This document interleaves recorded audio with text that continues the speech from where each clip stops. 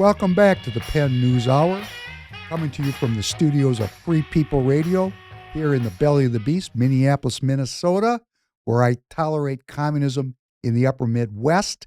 David Penn, your host, bringing you the news that matters. Lots of talk now about Real ID. Real ID. This idea has been around a long time. It's an idea we need to think about carefully as a community. Let's listen to a clip. Rudy Giuliani had a line last night that I'm not sure many people noticed, but it had to do with a national ID card. It was within the context of a debate about immigration, and he said we need a tamper-proof ID card and a database that figures out who they are, immigrants, why they're here, and whether or not they're legal. That's a national ID card. Are you for that? Absolutely not. I voted against the Real ID. I think the Real ID is the national ID card. It's essentially going to be introducing the notion that we will be carrying our papers.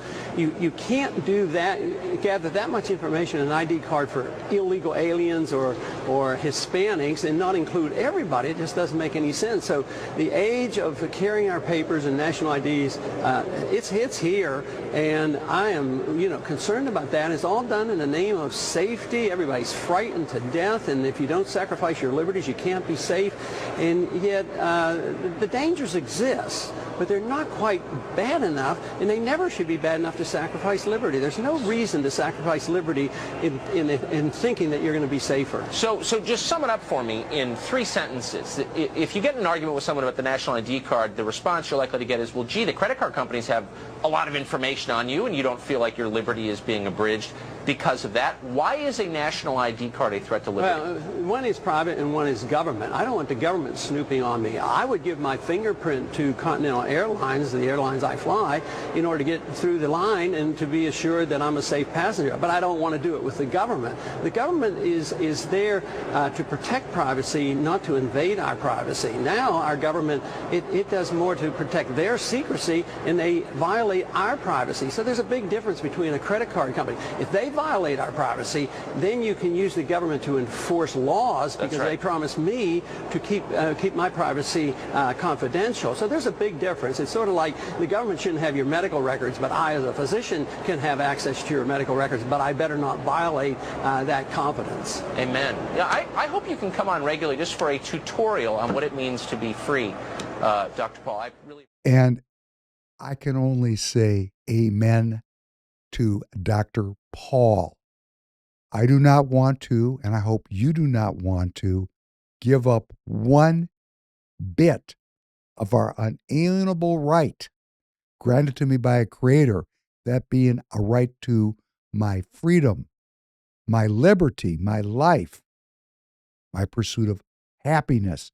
These are the core ideas that these rights, these natural rights granted by a creator, cannot be violated because I am a citizen of the Republic of the United States of America.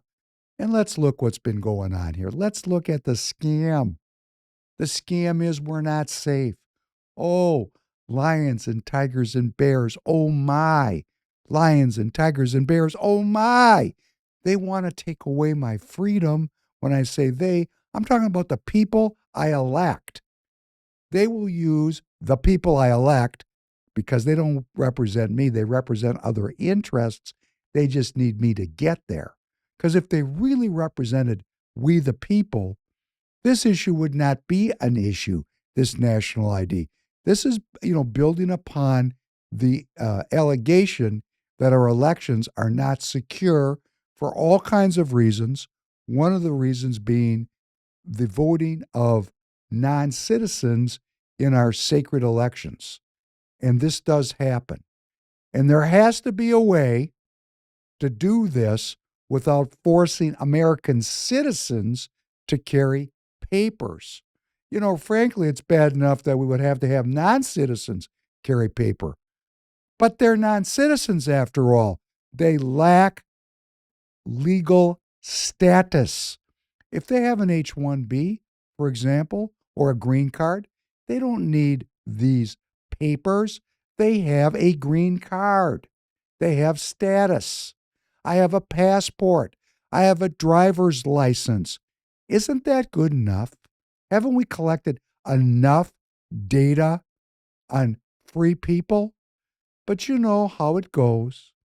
People would rather give up their freedom in exchange for perceived safety because they're continuously barraged with images, with news, with fear mongering pundits who place editorials in the local newspaper decrying the crime and the violence associated with these illegal communities that are everywhere in the United States. They're right in my neighborhood. I certainly get it. I was out for a walk yesterday and I saw there were many people in my neighborhood that were quote unquote newcomers. I don't live in a gated community. I live in a regular community. And many of the homes where I take my daily walk, instead of having 4 or 5 people living in them, have 20 or 30 people living in them. This is this immigration issue right in my neighborhood. But make no mistake about it, most people in the American experience today have proven that they will beg government to protect them, please, and give up their freedom to get that protection, even if that protection is always just contain and clean up after there's a problem. But they will give up their freedom for that safety and also for the convenience of modern life.